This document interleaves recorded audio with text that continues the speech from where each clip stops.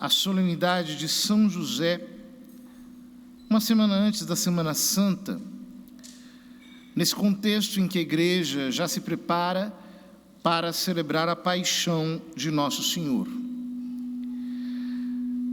Na tradição católica, medita-se, desde pelo menos o século X, as dores e as alegrias de São José. Pois, na sua disposição eterna, Deus o escolheu para esposo de Maria Santíssima.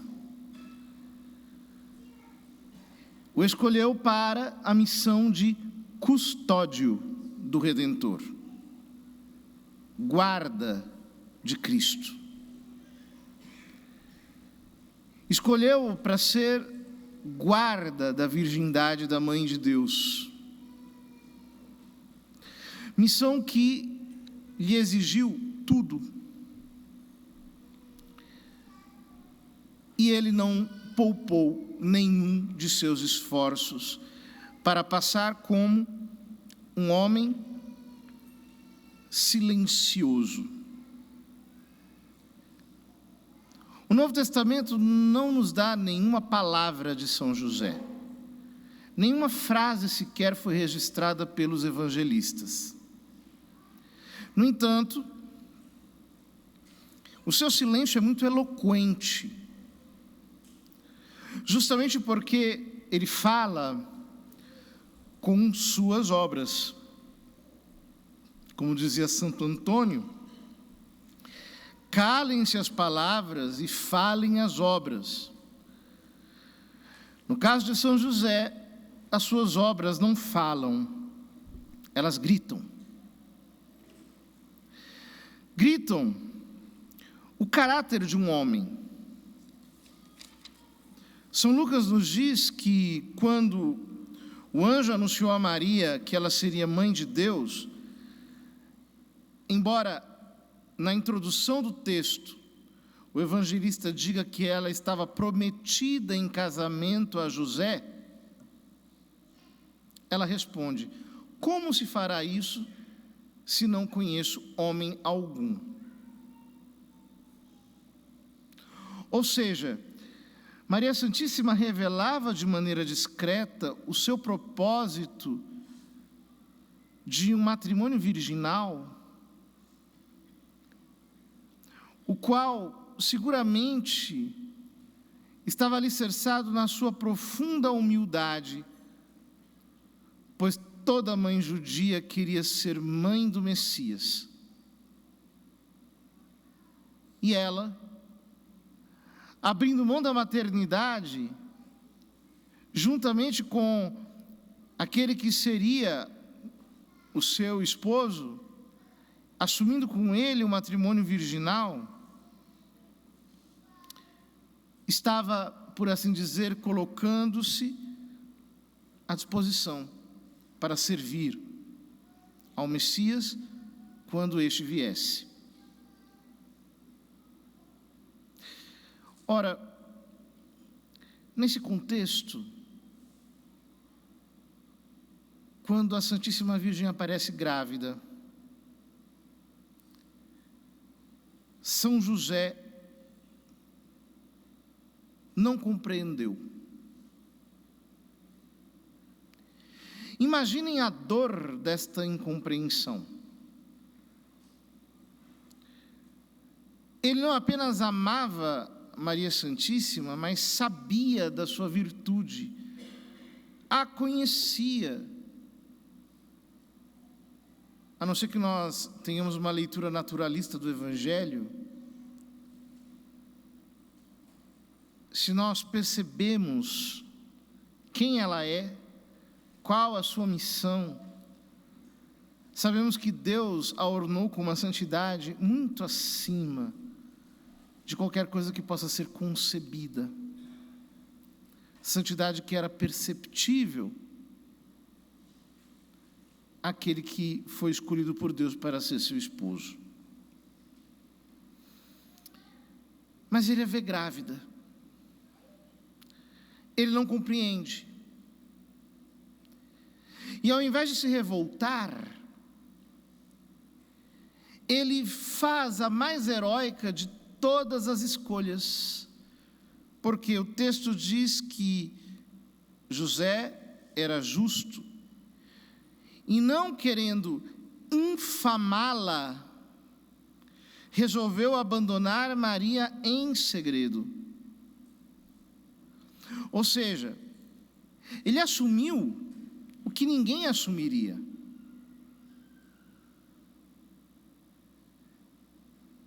Ele assumiu uma culpa que não tinha,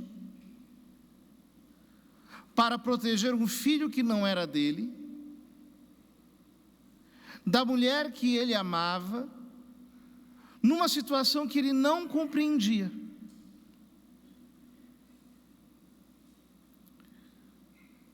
Não há homem mais homem que São José desse ponto de vista, porque ele não pensou em si, ele pensou nela. Ele pensou em proteger Maria. Ele pensou em, de alguma maneira, colocar-se na frente daquilo que poderia acontecer, pois, se ele ali permanecesse, aquilo que era ordenado a um judeu era que denunciasse a eventual culpa de uma mulher que poderia ser considerada adúltera, para que ela fosse apedrejada.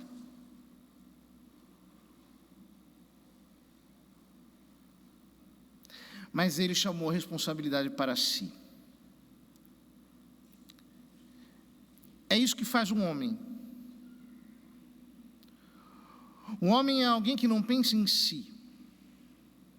É alguém que chama a responsabilidade para si e se sacrifica.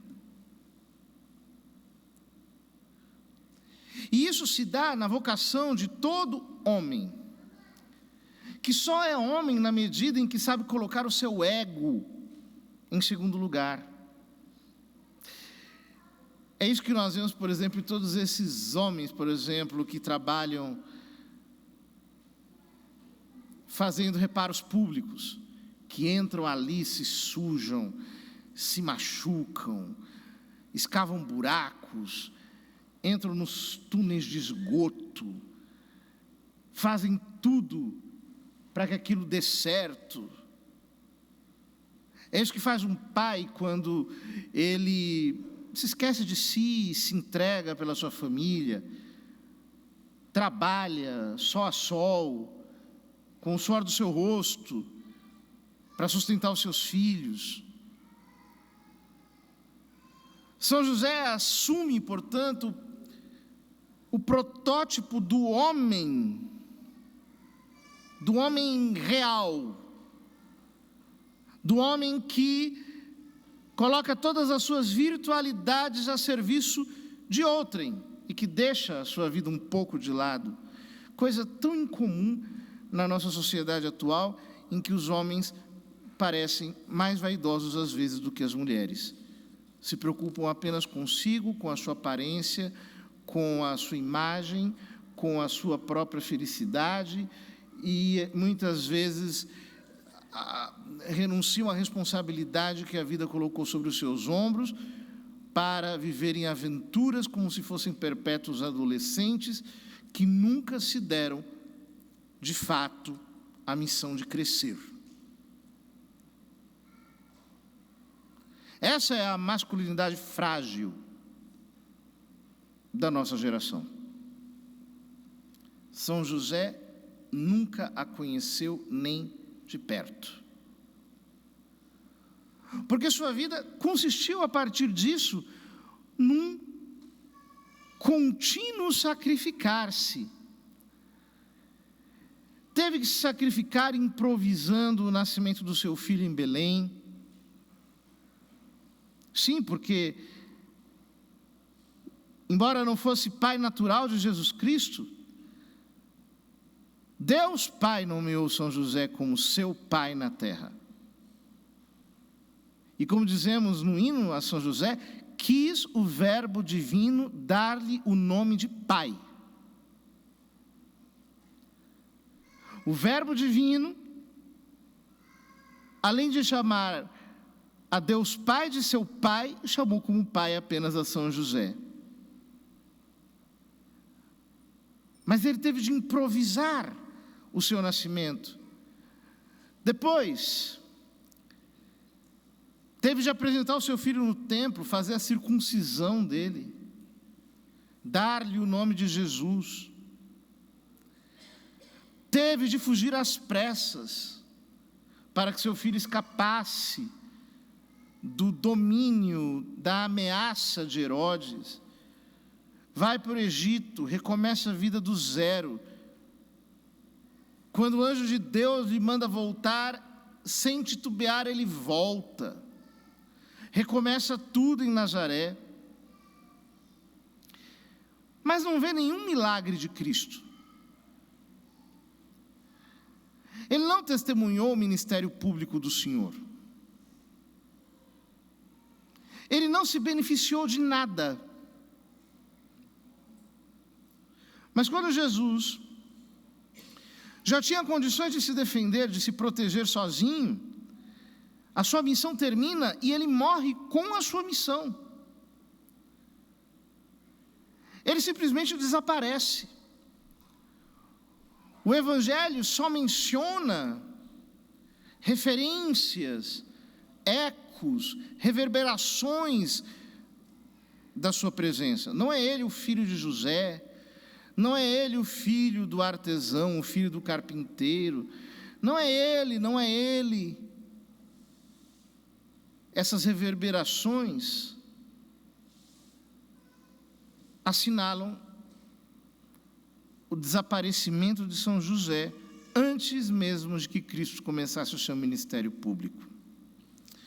Eu já me perguntei várias vezes por que a providência divina quis que São José morresse antes da ressurreição de Cristo. E para mim a resposta mais simples é justamente a de que, cessando a sua missão de custódio, ele simplesmente entregou a sua vida a Deus. Porque daí para frente, a missão de Cristo já era incompatível com o custódio. Agora é Cristo que precisa dar a sua vida, é Cristo que precisa se sacrificar, é Cristo que precisa sair em missão, é Cristo que tem que pregar e desafiar as autoridades do seu tempo, que eram todas elas hipócritas e que pervertiam o povo através de uma pregação falsa. Era Cristo que precisava se expor ao risco de morte, como o Evangelho nos narra tantas vezes. Quiseram matá-lo jogando do precipício, quiseram apedrejá-lo, quiseram fazer muitas coisas contra ele. E, obviamente, a paixão redentora de Nosso Senhor e o seu sacrifício na cruz seriam incompatíveis com a presença deste que deveria defendê-lo justamente daquilo. Então ele sai de cena. Porque ele foi, nessa terra, o custódio do nosso Redentor e da Santíssima Virgem. Queridos irmãos, hoje é a igreja que precisa da sua assistência e proteção.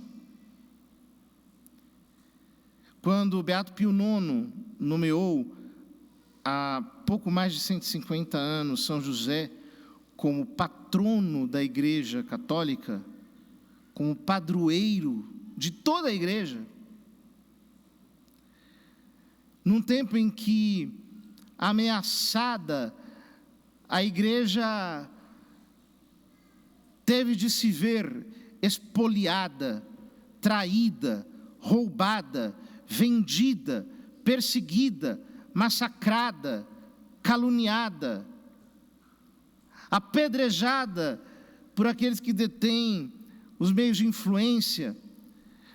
Não havia outro recurso mais poderoso do que este.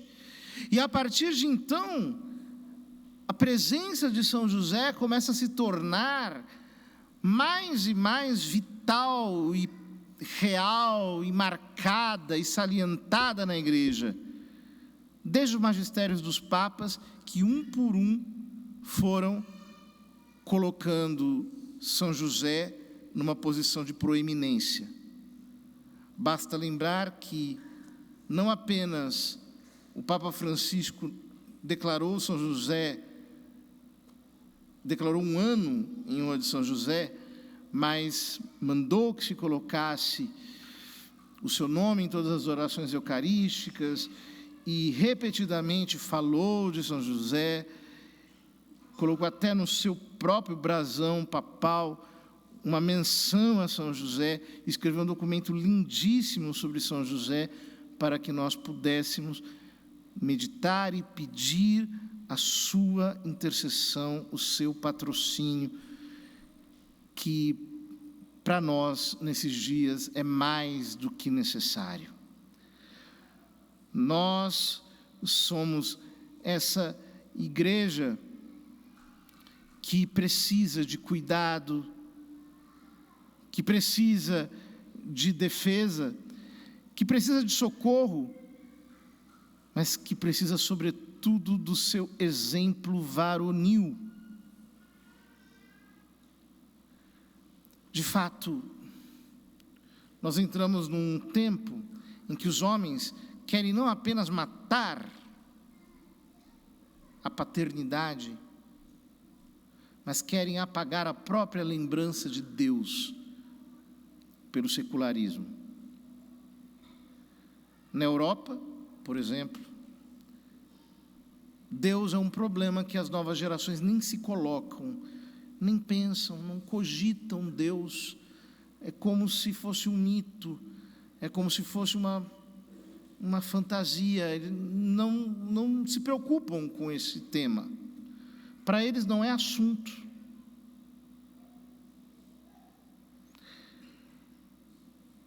Querem fazer o mesmo conosco.